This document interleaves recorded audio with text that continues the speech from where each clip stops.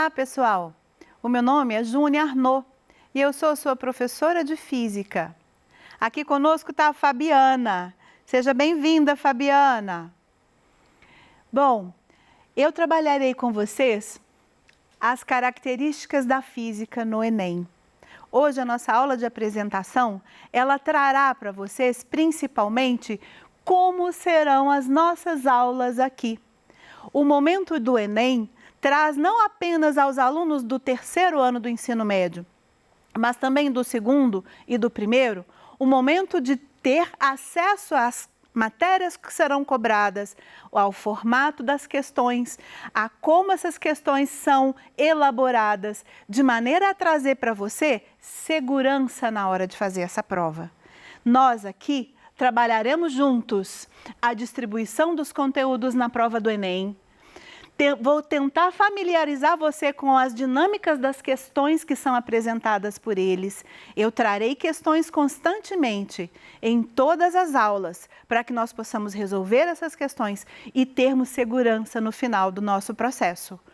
Nós vamos estabelecer estratégias de ensino-aprendizagem com a intenção de fazer com que você fique realmente se aproprie daquele conteúdo, fique seguro no momento de responder aquelas questões. E aqui a gente vai divulgar os conteúdos e como nós trabalharemos agora no nosso primeiro bimestre. Vamos lá. A primeira ideia que eu tive foi de tentar descobrir com vocês resolver, na verdade, algumas questões que são sempre colocadas pelos nossos alunos. Então, eu fiz em formato de questões. Qual é a área do conhecimento em que a física se encontra? Bom, a primeira coisa que você deve saber é que a física está nas ciências da natureza. A ciências da natureza é dividida em três partes: a física, a química e a biologia. A biologia trata dos seres vivos e o seu habitat natural. Então, ali você vai mexer com todos os tipos de seres animais e vegetais. A química já trata da composição desses seres vivos e a sua estrutura molecular. Ela vai ensinar como essas estruturas moleculares se formam, né? E a partir daí, a física pega um gancho. Ela não trata especificamente de um dos tipos de seres, mas ela trata da observação dos seres na natureza. Então, a gente diz que a física faz uma observação sistemática dos fenômenos naturais. Esse é o objeto de estudo da física. Todos os fenômenos que acontecem na natureza nos levam a vários conhecimentos que nós temos hoje. E esses conhecimentos é que são aprimorados dentro do estudo da física. Bom, em qual dia é aplicada a nossa prova? A prova de física é aplicada no segundo dia, juntamente com a prova de matemática. Então, teremos 90 questões neste dia. Serão 45 questões de matemática e 45 questões de ciências da natureza. É importante que a gente entenda que são 45 questões em química, física e biologia. Bom, dessas 45, existe uma média, nem sempre é exatamente o mesmo número de questões dentro da matéria de física ou de química ou de biologia. A gente tem uma média entre 14 a 16 questões de física por prova. A cada exame, eles alteram, cobram mais um conteúdo ou o outro, mas de qualquer forma, a média está entre 14 e 16 questões por prova. E tem uma coisa que a gente tem que chamar a atenção, que é o tempo de prova. Nós temos 5 horas para resolver as 90 questões. Quando você pega 90 questões e divide essas questões no tempo de 5 horas, você vai ter 3 minutos aproximadamente por cada questão da hora que você estiver fazendo as resoluções. Então, é muito importante, você não pode perder tempo. O tempo para a gente é primordial. Você perde tempo numa questão, ganha em outra, se esforça para aprender as estratégias na hora da resolução das questões, para que você consiga fazer os testes de maneira bem assertiva. Bom, qual é o tipo de questão que costuma cair na nossa prova? As questões tendem a ser contextualizadas, interdisciplinares, conteudistas e qualitativas. O que isso quer dizer? Bom, contextualizadas, todos já têm mais ou menos uma noção. Existem, na hora de formarem a questão, um processo, uma ideia principal, e aí dentro daquela ideia principal são inseridos os dados. Você sempre vai ter contando alguma história e os dados daquela questão ali dentro, daquela história que está sendo contada. Então, você nunca vai ter uma questão solta, calcule isso, resolva aquilo. Não, ela sempre vai ter, dentro de um processo qualquer, uma cobrança de questão logo à frente, tá? Então, nós teremos que trabalhar isso com muito cuidado, porque quando eles montam essas questões, a primeira coisa a ser chamada a atenção é o tamanho dos textos. Os textos ficam longos e a interpretação desses textos é que nos traz a pior dificuldade, porque nossos alunos se perdem na leitura do texto.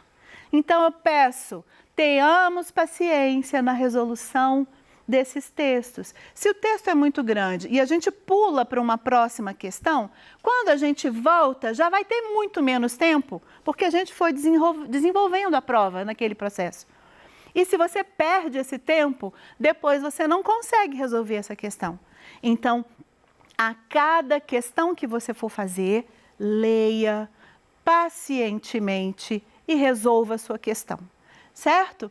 Bom, outra coisa muito importante é a forma qualitativa das questões. Não tem sido cobrado muito cálculo. As questões, ultimamente, têm trazido muita teoria.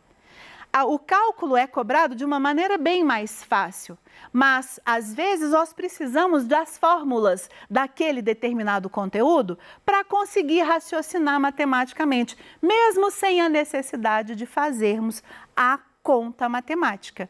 Então, atenção ao cálculo é muito importante também. Atenção à resolução da leitura, para que toda a questão seja bem desenvolvida. Certo? Bom, eu trouxe aqui um exemplo de questão. Esse exemplo de questão, ele vem ilustrar isso que eu estou falando. A contextualização da questão e as formas de interpretação.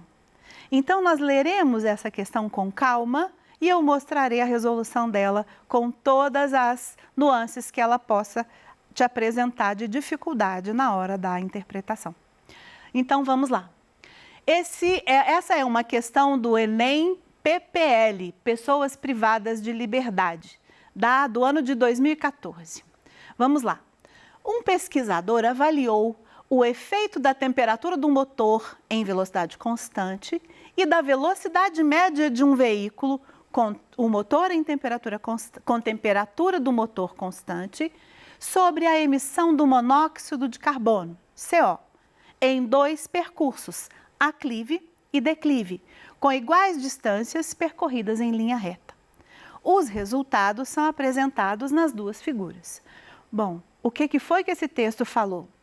Que você tem um pesquisador trabalhando com um motor que está tendo alteração de temperatura e de velocidade e ele quer saber como são as emissões do monóxido de carbono durante esse processo. Só que ele colocou 2 situações, uma de aclive, subida, e outra de declive, descida. Como que são as figuras que ele trouxe aqui? A primeira figura que ele traz é a figura de um gráfico. Então, eu tenho que aprender a decifrar o gráfico. Vamos lá, presta atenção. Primeiro, importante, a linha cheia é o aclive. A linha pontilhada é o declive. Repara, vamos analisar o aclive. Repara qual é o ponto. Vamos aqui. qual é o ponto que nós vamos começar a medir.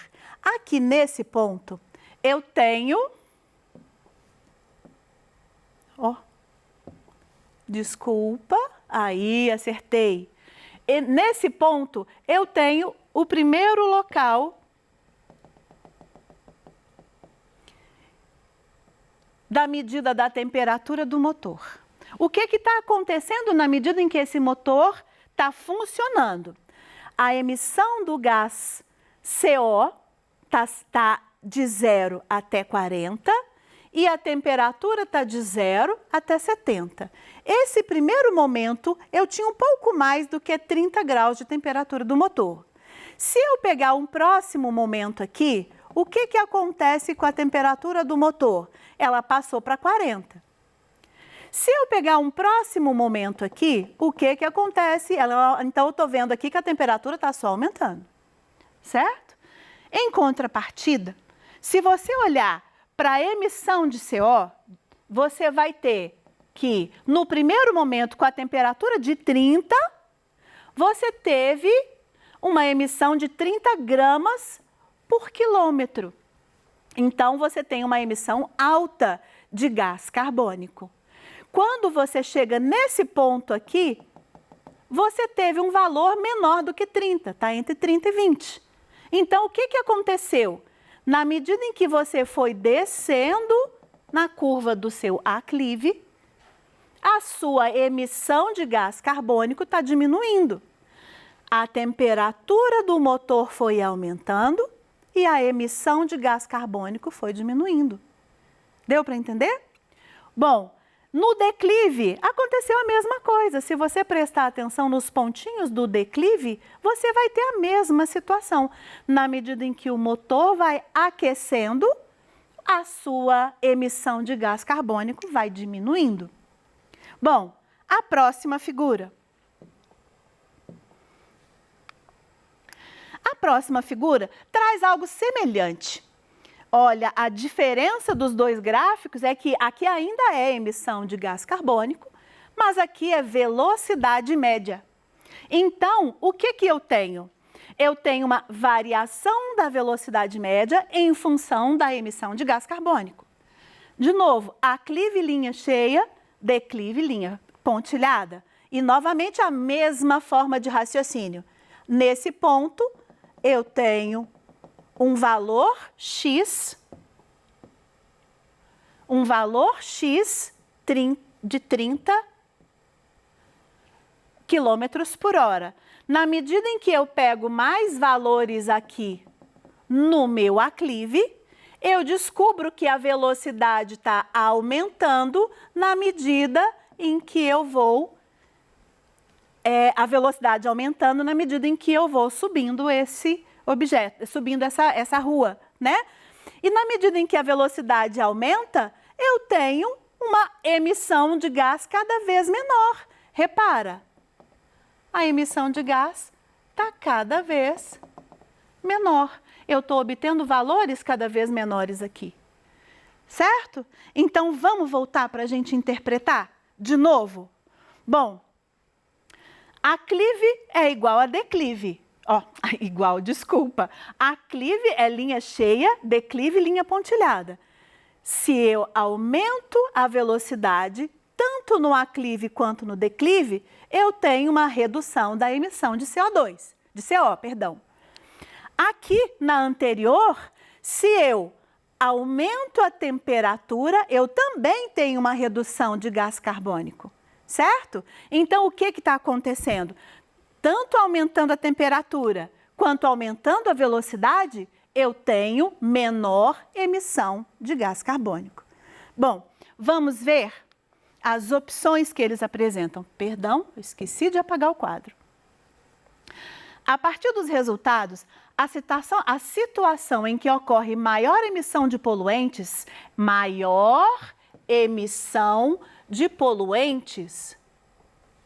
é aquela na qual o percurso foi feito com o motor. O motor estava aquecido? Sim ou não? Não, o motor estava frio com maior emissão de poluentes. Ele tinha menores velocidades médias? Sim, ele tinha menores velocidades médias. E a pista estava em declive? Não, a pista estava em aclive. Então, essas duas opções estavam erradas. Certo? Então, ele não é aquecido, não é maior velocidade e a pista é em aclive, aqui está certo. Ele é frio, aqui está certo. Em menor velocidade, aqui está certo. Mas a pista não é em declive, ela é em aclive. Então, está frio, com menores velocidades e a pista estava em aclive. A aclive sempre estava mais acima do que o declive, que era a linha pontilhada, lembra? Tá? E aqui a última opção, frio, ok. Maiores velocidades, está errado. E a pista em aclive, ok. Então, considerando isso, a gente sabe escolher qual que é a nossa opção correta. Certo? Então, aí a gente entra novamente na situação... Vou apagar o quadro. É bom apagar o quadro. Na situação da interpretação. Nós lemos um texto, esse texto tinha uma interdisciplinaridade muito grande. Nós tínhamos, a partir desse texto, 2 gráficos a serem interpretados, o gráfico da temperatura e o gráfico da velocidade média. E, além disso, a gente ainda teve as opções que nos faziam ter, cada uma delas poderia nos incorrer em erro. Aqui ele falava de aquecido, de velocidade e do declive ou do aclive. Ou seja, eu tinha possibilidade de errar 3 vezes na mesma questão, na mesma opção. Então, toda a atenção é super importante para a gente nesse momento, certo? Bom, vamos lá. Qual é o nível das questões que costuma cair na nossa prova? 46% das nossas questões costuma ser fácil e 43% delas costuma ser média. Só 11% delas costuma ser difícil.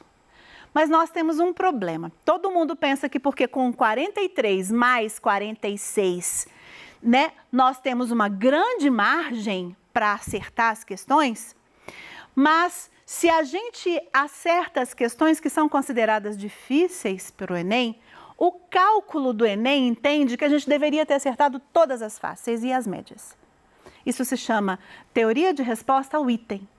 Nós temos que ter muito cuidado no momento em que nós estivermos respondendo as questões. Ser assertivo mesmo, para que a gente não erre, para que a gente não tenha que ficar voltando naquela questão, para a gente realmente responder com certeza. Quais conteúdos de física mais caem nessa prova? Em média, são 48% do primeiro ano, 35% do segundo ano e 17% do terceiro ano. Eu coloquei aqui a sequência de conteúdos que nós iremos trabalhar nessas séries especificamente. Por quê? Como os outros conteúdos não são cobrados com muita frequência, às vezes são cobrados, mas não com muita frequência, eu vou tentar fazer um apanhado daqueles que mais caem para a gente. Então, no primeiro ano, eu vou colocar a cinemática, que reúne movimento uniforme, movimento variado e movimento circular. Vou colocar a dinâmica, onde estão as leis de Newton, e as energias, que compreendem a energia cinética, a energia potencial e a energia mecânica. O segundo ano, nós temos a termologia, a ondulatória e a ótica geométrica, que é o que mais cai sempre. Já no terceiro ano, eletrostática, eletrodinâmica e eletromagnetismo. Essas são, em base, os conteúdos que mais são cobrados frequentemente no Enem. Aqui no primeiro bimestre, como nós temos 4 bimestres, nós tentamos dividir todos aqueles conteúdos de forma a conseguir colocá-los todos e separá-los por bimestres. Eu coloquei cinemática e dinâmica no primeiro bimestre, sendo vetores, movimento retilíneo uniforme com seus gráficos, o movimento retilíneo uniformemente variado também com seus gráficos, e aqui eu vou acrescentar a queda livre e os movimentos independentes, as leis de Newton e trabalho e energia. tá? Este vai ser mais ou menos o nosso croquis de trabalho para o primeiro bimestre. É isso, pessoal. Que bom que vocês estão aqui. Vamos nessa juntos, vamos trabalhar sério e nos encontraremos na próxima aula.